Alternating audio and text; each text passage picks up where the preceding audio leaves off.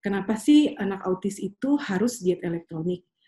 Atau macam-macam ya, semuanya baik gadget, HP, TV, komputer, laptop, dan lain sebagainya. Karena pada suatu kelainan biasanya hanya menyangkut satu bidang saja, seperti hanya menyangkut bidang kognitif atau pemahaman saja, terus kemudian hanya menyangkut bidang reseptif atau ekspresif saja. Tapi kalau pada anak autisi, tiga-tiga bidang ini bermasalah, baik kognitifnya, reseptifnya, ekspresifnya, semua bermasalah. Ya. Nih, saya jelaskan di bagian ini. Pada anak autisi, itu ada masalah pada kognitif anak. Kognitif itu adalah pemahaman sebab akibat bermasalah. Kemudian, karena kognitifnya bermasalah, makanya dia penyimpanan stimulus yang terdapat pada otaknya pun juga akhirnya bermasalah. Penyimpanan yang bermasalah menyebabkan pencarian datanya dan pengambilan datanya yang ada di otaknya juga bermasalah. Sehingga gangguan ekspresifnya, baik verbal ataupun non-verbalnya, juga bermasalah. Gangguan ekspresif itu bagaimana dia intinya outputnya bermasalah, dan jika ditambah dengan elektronik atau audiovisual apapun itu bentuknya yang merupakan stimulus kompleks, maka otak anak kita akan kebanjiran informasi gitu. Sedangkan anak autisi aja untuk yang stimulus yang sederhana aja dia belum bisa mencerna dengan baik.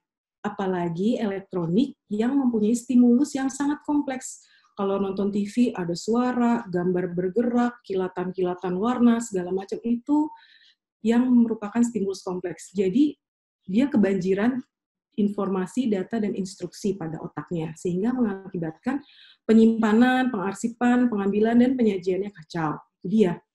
Maka dari itu, anak autisi itu harus diet elektronik dan audiovisual. Kapanpun, dimanapun ya, jangan berikan, karena nanti takutnya ketika sedang menjalankan terapi, akan dia mengalami regresi. Sebagai contoh ilustrasinya, yang paling gampang adalah ketika kita menyimpan data di filing kabinet, laci-laci di filing kabinet. Ketika kita mau mengambil data A, misalkan, kita akan ambil berdasarkan urutan, kita ambil langsung data A, kita sajikan. Segampang itu kalau orang normal. Tapi kalau pada anak autisi tidak bisa. Karena dia mengalami gangguan dalam penyimpanan, pencarian data, dan ekspresifnya. Oke. Nah, ini 7 alasan anak harus bermain di luar, bukan bermain gadget untuk anak normal. Bayangkan, anak normal aja juga bisa bermasalah kalau main gadget, apalagi kalau anak autisi. Penurunan perkembangan otak, radiasi sudah pasti ya, kemudian mengurangi kemampuan interaksi sosial karena anak asik sendiri bermain, temperamental, jadi sering marah-marah, obesitas karena tidak bergerak, hanya duduk aja, main seharian, merusak penglihatan sudah pasti karena mengandung sinar biru ya, kurang minat bermain di alam terbuka. Ya, makanya dari sekarang stop gadget. Memang kalau anak autisi yang dulu pun saya sebelum didiagnosa autisi, Dastan pun supaya tenang, kadang kita udah kewalahan, supaya tenang kasih gadget. Ternyata memang kondisinya memang tambah berat gitu ya. Supaya dia tenang, supaya dia bisa duduk manis, memang orang tua tuh cara singkatnya adalah dengan memberikan handphone gitu ya, suruh nonton YouTube atau main game. Tapi ternyata itu tidak benar-benar salah kaprah gitu ya. Jadi yang benar memang ya harus intervensi dini dengan cara terapi Smart EBA dan BIT ini ya secara optimal. Oke, kesimpulan dari apa yang saya jelaskan tadi yaitu adalah kita harus membersihkan lingkungan ya, makanan, minuman dan lain-lain dari bahan kimia untuk menghindari dan meminimalisir paparan baru lebih lanjut. Kemudian jalankan diet elektronik 100%, tidak menonton, melihat televisi, komputer, laptop, HP, tablet, notebook, smartphone, dan semua jenis game, gadget, dan rekaman audio atau video lainnya.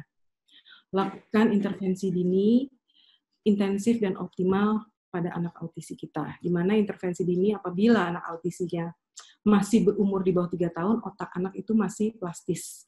Jadi hasilnya akan lebih maksimal. Tapi bukan berarti di atas 3 tahun tidak bisa. Tetap semuanya jika dilakukan intervensi, insya Allah semuanya anak autisi bisa sembuh. Oke. Sekian presentasi dari saya. Mohon maaf apabila ada kekurangan dan salah-salah dalam penyampaian. Wabillahi taufiq wal hidayah. Wassalamualaikum warahmatullahi wabarakatuh.